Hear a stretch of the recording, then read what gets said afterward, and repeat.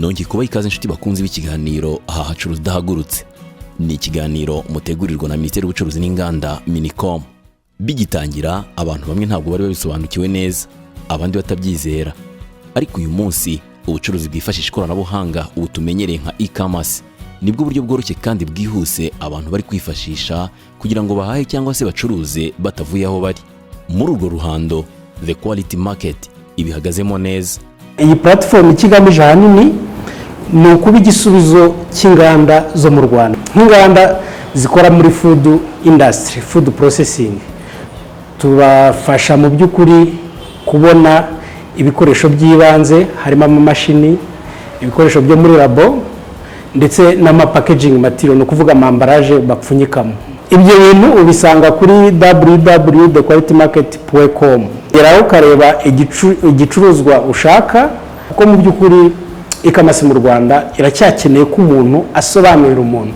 Aba nabo bitwa SMS Nation Mobile Service barivuga ibigwi. Twebwe dufokasinga ku bacuruzi. Uwo mucuruzi arakomeza agakora ibyo asanzwe akora, twebwe tukabimushyirira ku rubuga rwe, tukamuintegratinga na payment systems. Dufite ama application y'abantu bahahiraho, tukagira n'iyindi app yo abacuruzi bakirira ya makomande yitwa One Basket. So dufite amakategori menshi, ama restaurant, ama megati, ama supermarket, ushaka guhaha inyama, organic products, coffee, alcohol, ibintu byinshi. Spider Beat bo bafite umwihariko wo guhuza abahinzi bo hirya no hino mu gihugu n'abakeneye kugura umusaruro wabo. Tukaba dufite ikoranabuhanga ryitwa ihaho rihuza abahinzi n'abaguzi n'abandi batanga serivisi zo mu buhinzi, nk'abatanga inyongeramusaruro se, amafumbire, imbuto. Icyo tubafasha ubundi ni uburyo bwo kuvuga ngo nawe bashobore kuba bacururiza kuri internet, akaba yaca kuri rwa rubuga akabona amakuru, akabona aho biherereye, igiciro, umuntu bagurana, business koroha. Agafata telefoni isanzwe, kaga telefoni gasanzwe, agakanda akanyenyeri 801 akanyenyeri 2 urwego, ubwo agashyiraho yenda ubwoko, agashyiraho ingano, agashyiraho igiciro. Abaguzi noneho ku ruhande rw'abaguzi bo nawe ashaka gukoresha kaga telefoni akabona imyaka iri ku isoko. Aba bari muri ubu bucuruzi baravuga ubwiza bwa serivisi batanga. Cyambere urubuga rwacu rwubatse neza. Ikindi nuko abakiriya dukorana bahari cyane cyane b'inganda bo bwabo bagenda batuzanira abandi.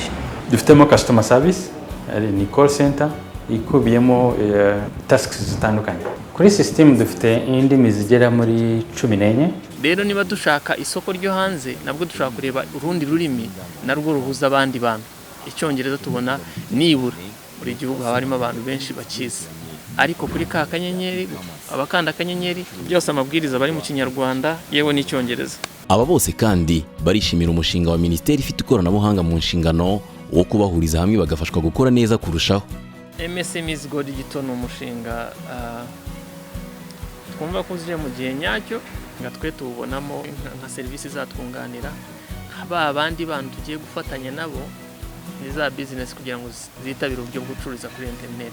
Icyo gihe binyuze mu rubuga byakumvikana cyane kurenza uko ngiye nazamurijwe igenyine. Ibigo bitandukanye wenda bigiye bidufasha, ICT Chamber, kugira ngo twese tugire ubuvugizi bumwe, challenges zimwe tubone ko twabasha kuzegereza ababishinzwe, ukabona ko badufasha. Ubu wibereye iwawe ubasha kugura ibyo kurya, ibyo kwambara ndetse n'ibikoresho bitandukanye, bakabikugezaho mu kanya nk'ako guhumbya. Inshuti bakunze b'ikiganiro aha hacuruza udahagurutse mutegurirwa na Minisiteri y'Ubucuruzi n'Inganda Minicom. Iki uyu munsi naha tugisoreje. Reka mbashishikarize rero kutazatangwa n'ikiganiro cyacu cy'ubutaha. Mugira ibihe byiza.